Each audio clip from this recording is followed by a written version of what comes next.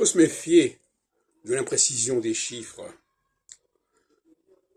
Le cycle de Saturne, c'est pas 60 ans, c'est 56 ans. Et donc, comparer 2022 à 1162 n'est pas sérieux. En 1162, on est encore dans une phase solsticiale. On est en plein dans le signe du Verseau, et on n'y en est pas sorti avant 64. Puisque Saturne reste dans chaque signe pendant 2 ans environ. Un peu plus, 3 fois 2, 6. Et, par conséquent, la comparaison, c'est pas 62 2022, c'est 68 2022. C'est tout à fait différent. Donc faisons très attention, on est dans le domaine du concret, on a une planète qui est dans un certain endroit, on n'est pas simplement dans des histoires de chiffres. Et je reproche à Roger Eke, dans son ouvrage de 2008 notamment, sur l'astrochronologie mondiale, c'est de travailler sur les chiffres.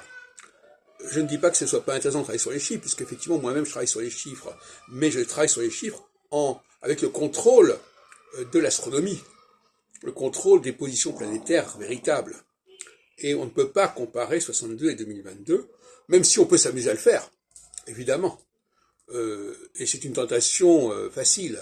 Tout le monde peut essayer de trouver des corrélations entre 2 périodes, entre 2 années. Il y a toujours quelque chose qui pourrait le permettre. Par exemple, actuellement, on pourrait dire, ah oui, mais il y a eu une alerte menace nucléaire en 62, et puis en 2022, il y a Poutine qui brandit aussi cela, donc vous voyez bien qu'il y a une relation. Non, ça n'est pas suffisant. C'est pas du tout ça le problème. Le problème n'est pas là. Le problème, c'est qu'en 68, j'avais d'ailleurs annoncé dans mon bouquin, mon petit bouquin dont je parle beaucoup, et non sans raison,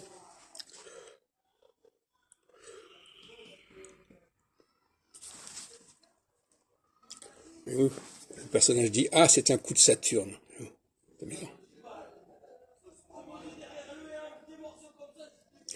Et on est dans le domaine des mouvements sociaux, on est dans le domaine d'une volonté de simplification.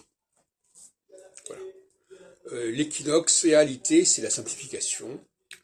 La solsticialité, c'est la complexification. J'y reviendrai.